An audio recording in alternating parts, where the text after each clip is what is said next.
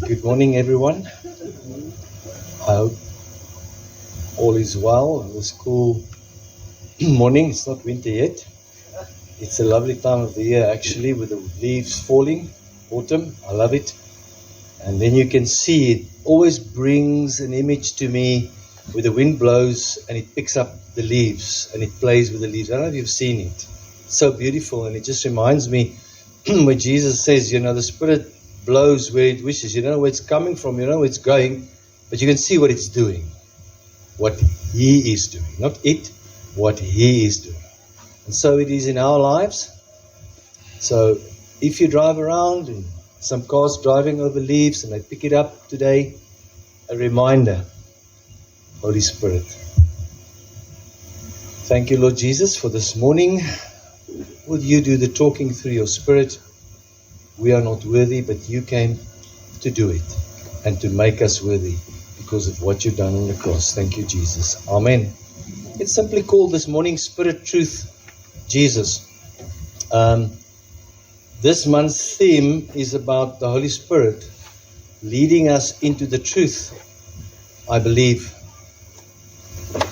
There's no other way for us to live because we are a spiritual being with a soul, a mind that lives in a temporary body. We were created in the image of God. That image is spirit. There's no other way. It is either the spirit of the world that's plugged into our soul, or it's the Spirit of God, the Holy Spirit, that's plugged into our soul. And where you are now, that is where you're going, and that's the way you're on. The spirit of the world is a counterfeit spirit. Cannot be confused with the Holy Spirit. It's the unholy spirit. Yes, it's spiritual as well, but it's unholy. God's Spirit, God Himself, the Spirit of Jesus Christ, is the Holy Spirit. Okay. I think we've summed up everything, so I think Eddie said we must leave it short so we can just close with prayer here. What more can I say? John 16:13, but He, the Spirit of truth, the truth-giving Spirit, I'm reading from Amplified, comes, He will guide you into all the truth. He will guide you into all the truth. We must just come to the conclusion very quickly that Jesus is this truth. In John 14:6, it says, Jesus said to him, I am the way, the truth, and the life. The truth is not a couple of facts. It's not things that we argue about. It's not about wrong or right. It's a person, Jesus Christ. He is the truth. It's almost like if you're hungry and you order something, 60 or whatever, you get it. It's nice, okay? But we can almost compare Jesus, who came to us, we can, as the bread. So we order bread because we're hungry. But here the bread comes to us. The message became alive and He came to us. He is the message of salvation and the good news, and He is the one bringing the message that is the message, which is amazing. I always used to say, we used to do some service at a rehab center, and especially with the girls, they're there for 3 months or whatever. And I want to ask them, who's got a husband or a boyfriend, and then they will light up. So the moment you talk about these type of romantic things, their attention is fixed on you. And I say, okay, how would it be if your boyfriend or your husband would phone you? You get a message, hey, and he's sending, I just spoke to him, whatever his name is, and he's sending greetings and he loves you. Wow, that's amazing. What would it be if he walks in the door and said himself to you? Like Eddie said this morning, your mom is praying for you and I'm at that position. I wish my mom was still here because I knew she was praying for me. And I can remember walking out, still the house that we're staying, she would stay in the granny flat downstairs, and she would wait for me in the mornings before I go to work. there by the gate. Hope it goes well, my child. The Lord bless you. Come back safely. It's amazing. In Genesis 1:27 and Genesis 2:7, we read, God created man and woman, that is, in His own image. In the image and the likeness of God, He created him, male and female. Our image. Image is everything. That's why the people are driving the cars they're driving, staying in their homes. I'm not saying when you drive a nice car, it's not necessarily image. But the person that does not have the image of Christ is always seeking for an alternate image. There's always this thing. Image is everything. Because we have lost it through sin. We lost it through sin. And now we're trying to replace it, all kinds of nonsense image. Because we were created in His image. Verse 7 of Genesis 2. Then the Lord God formed man from the dust of the ground and breathed into his nostrils the breath or spirit of life. You can see here that differentiates us, human beings, people, from the rest of creation. We have a spirit. Dog doesn't have a spirit. He has a soul. He's got self-awareness. But we have the Spirit of God. I don't know exactly how that works. What is the amount that we got? Because God's Spirit is absolutely complete. It's like the talents. Even if we just get one portion, it's more than enough. It is in abundance. But we lost it, and guess what? Satan counterfeit. Oh, no, don't worry. We'll give you a different portion. It's going to be good. No, it's not. It's not. To get back into this image in John 3:5, Jesus said, truly, truly, I say to you, unless a man is born of water and the Spirit, he cannot enter the kingdom of God. So we're in a condition of sin without the Spirit. And Jesus says to Nicodemus, very nice chapter to read, John 3, about being born again. Water and the Spirit. The water represents the baptism in Jesus Christ of the cross. That's the water. And the Spirit leads us into that. The two goes hand in hand. Jesus being the water, washing us clean from our sins, giving us life. We cannot live without water. There's water in the air when we breathe. H2O. When we drink water, we can't live without it. We cannot be alive without Jesus Christ, my friends. He's our lives. This life will end. But in Him we will continue forever. This world will end. Not this life, this world will end. Okay. So we got to be born back into the image of God. Through the water and the Spirit. Born again. And that is done solely by Jesus Christ. God loved us. He gave Jesus. We believe in Him. We are born again. But what does it mean to believe in Jesus? What is the good news? What is this being led into Jesus Christ, into the truth? And I just want to touch 6 points. I heard something beautiful when we had a church service over Easter weekend, the Passover. And I'm just taking some that I received from the Lord and just giving it to you. The nice thing about the Lord's Prayer is also give us today our daily bread. And a lot of times we think that daily bread is peanut butter sandwiches, and a roof and a car. And it includes that. But the daily bread is the Word of God. The whole Lord's Prayer is spiritual. And Jesus is, yes, He will look off. We are sharing bread here. I receive, I give. You receive, you give. It all comes from the one, the baker, who brings the bread, God Himself. And the Word, alive in Jesus.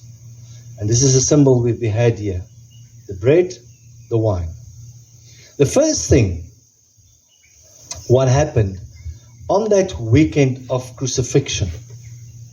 So amazing. The curtain split in the Holy of Holies from top to bottom.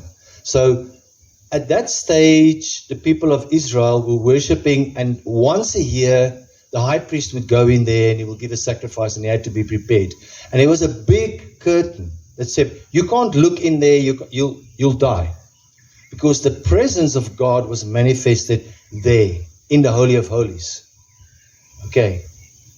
And when Jesus died on the cross, it split from top to bottom, not from bottom to top. It's as if God was taking it and splitting it and say, my Son, Jesus Christ, on the cross, has paid now.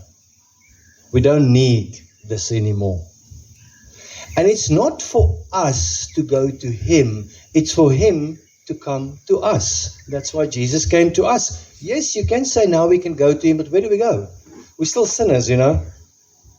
He made a way to come to us and to take the unholiness of Andre and make it holy, not because I deserve it, but because what He's done. So the first step was for Him to come, tear open. The second thing that happened on that glorious, and though it was very heartbroken at the time, but now looking back, we know absolute glorious, what Jesus did on the cross, was in Matthew 27:51. It says, at that moment, okay, that's the first one, the curtain split, and the second part thereof, the earth shook and the rocks split open. What is the meaning thereof? We read in Psalm 121 verse 1, I lift up my eyes to the hills. Where does my help come from? My help comes from the Lord, the maker of heaven and earth. What is the meaning of the rocks splitting up? Sin. Sin is like a mountain in our lives. It's like a big rock. It's going to fall on us. It's going to crush us. It's definitely going to kill us. Jesus, that symbol, splitting this mountain, these rocks, into smaller little rocks, is to say, we don't have to fear it anymore. Yes, they're still there. We can deliberately step on them, fall on them, get cut on them. Sin is still in this world.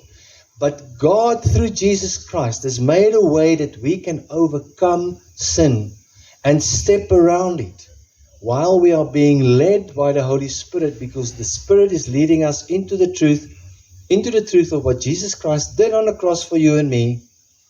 Sin is a big danger in our lives. It's continuously knocking at the door. It's like somebody is picking up those broken stones that we've been just throwing at us. Say, come on, come indulge in sin. And sin is a nice thing, isn't it? Otherwise we would not do it. But Jesus died on the cross. The rocks split open so that we could overcome in Him. The third thing is the graves opened up and people were raised to life. Can you imagine that? I mean, we hear about this. Just imagine a dead person being raised to life. And they walked into the city in Jerusalem and the people saw them. What is the meaning of this? It says in Matthew 27:52 and 53, tombs broke open. Bodies of many saints who had fallen asleep were raised. After Jesus' resurrection, when they had come out of the tombs, they entered into the city and appeared to many people. So the graves opened, and they only appeared after Jesus' resurrection, because Jesus is the firstborn of many. It is to show that death has been defeated. It stays man's biggest threat in this life, even if we think about it in a fleshly, temporary way. A funeral is not a nice thing. It's not nice when your parents pass away or anyone passes away. But we have a hope that because of what Jesus did, the graves will be open. And we will be resurrected like He's been resurrected when we believe in Him. It's a hope. That's why we can go to somebody's funeral. And we know, and it's almost like testifying, not giving glory to this person, but testifying what the Lord Jesus has done. Don't be afraid of death. I know it's uneasy, but don't be afraid. The Lord Jesus, His life And he says in 1 Corinthians 15:55, Paul says, "Where, O death, is your victory? Where, O death, is your sting?" It's been defeated. We can have a hope. Uneasy as it might be, I don't understand it. I'm not standing here and boasting. I'm not afraid. Maybe a little, but I know our faith is in Jesus Christ. We will live eternally with Him when we die. If you are in Jesus Christ now, you're going to be in Him forever. And the Spirit leads us into this life, into this baptism. Can you see the whole baptism here? Going into the grave. The fourth thing, the executioner, the soldiers, saw who Jesus was, or who He is, and hearts were renewed. Matthew 7:54. But the centurion and those guarding Jesus, seeing the earthquake and the things that took place, they feared greatly, saying, "Truly, this one was the Son of God." Can you see a hardened soldier? Somebody, the centurion, he must have been present and in charge of executions by probably the hundreds. This is a hardened man. This is bad to the bone, like all of us without Jesus. His heart was opened because of what Jesus did on the cross. That's the only reason for us as well. God looks at the heart. We read that in Ezekiel 36:26. "I will give you a new heart and put a new spirit in you." Can you see how the Spirit leads us?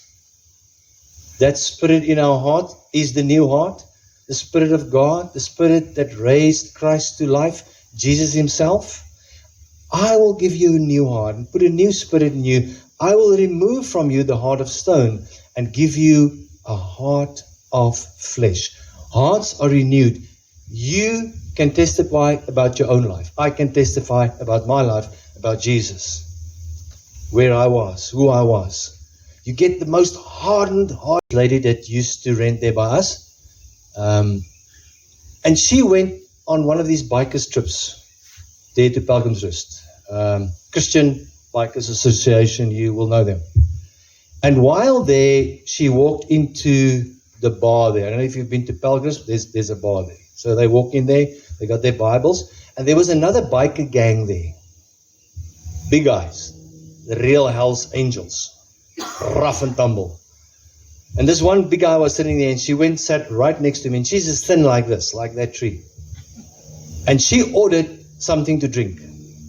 And he looked at it, and before she could drink it, he grabbed it to taste. But it was just plain Coca-Cola. And he tasted it, and he put it down and said, "Lady, you lucky. If I had tasted anything alcohol in there, I would have given you this." It was harder words than this that I'm using. Okay. I would have beep, beep, beep you. Knowing what he saw on her back, that she is riding for Christ. So she took out a little Bible, biker's Bible, gave it, "No, I'm not interested." So she got up with the Bible, she walked to one of the other guys and said, "Listen, who's this guy?" She says, "He's the leader of the gang." Okay? Big guy. "Where's his bike?" "No, there it is." Nice big bike. So she walks to the bike, she got to the bike, and on this petrol tank, there were this picture painted of pornography. It was there. And she took that Bible and she put it right on top of that. And they left.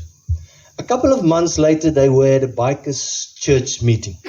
And she was sitting there as well. And the next moment, somebody tapped her on the shoulder. This guy. He came to the Lord Jesus Christ. Hard. God changes lives. What Jesus did, He changes our hearts. How can He change my heart? How can He change your heart? How can He change your heart? He can. The Spirit blows wherever He wishes, hey? Isn't it? It's amazing. And every one of us got a testimony like that. Everyone. Doesn't matter on what level, sin is sin. Even one little dust speck of sin kills us. And without Jesus Christ, we are not saved. The fifth thing, Jesus' bones were not broken, and the scriptures were fulfilled, John 19:33. But when they came to Jesus and they saw that he was already dead, they did not break his legs. For these things were done so that the scriptures might be fulfilled. Not a bone of him shall be broken. On the day of his crucifixion, 28 prophecies were fulfilled. So what has the cross of Jesus Christ done to us? What is written in the Bible is true. It's not fairy tales. It becomes alive if we act upon it. It's the truth. The Pharisees, they must know the scriptures. Listen, this guy is claiming to be the Messiah. Just go and break his bones. Then that prophecy is out the door and he's not the Messiah. They didn't act upon it. The soldiers did not break his bones. Many other things as well. I'm just touching one thing here. Just one thing. Because what God says will be. Lord's Prayer, let your will be done. As it is in heaven, here also on earth. We cannot go against it. Why not go with him? Let us be with the Holy Spirit. We got to obey. In my language, it's called gehoorsaam. And to translate that directly into English is to hear and to go with. So we hear from the Holy Spirit and we go with him. That's the fifth thing. And then the sixth thing, so important. Jesus Christ is risen. Because of that, the Spirit leads us not into a story, into a grave of somebody that's dead, into the memory of somebody. He leads us into the one who is alive and has conquered death. Matthew 28:6. He's not here, says the angels to Mary. He has risen, just as he said. Came and see the place where he lay. A lot of people still go to Israel today to go and see the place where he laid. The grave is open. That is, it's amazing. Don't deserve it. John 11:25, Jesus said to her, I am the resurrection and the life. This is the lady at the well. The one who believes in me will live, even though they die. Can we see how the Holy Spirit leads us out of death into life, out of sin into holiness, out of ourselves into our image, our original image, which is the image of Jesus Christ. So I ask this morning, by saying in John 4:24, we're finishing, God is spirit, and those who worship him must worship him in spirit and in truth. What did the verse say? He will lead us through his spirit into the truth, so that we can worship him only in spirit and in truth. There's no other way. Now we can relax. It's not our effort. You see, all the other religions is working their way up from down there, getting better. And it's not a religion, but okay, our religion is working from the top down when God became a man, working down to us. But he brought his holiness in Jesus Christ, took all our sins that we can be made holy and without blemish. He came to us. All the other things, don't try and work your way up. Yes, read your Bible, pray, do these things. Apparently,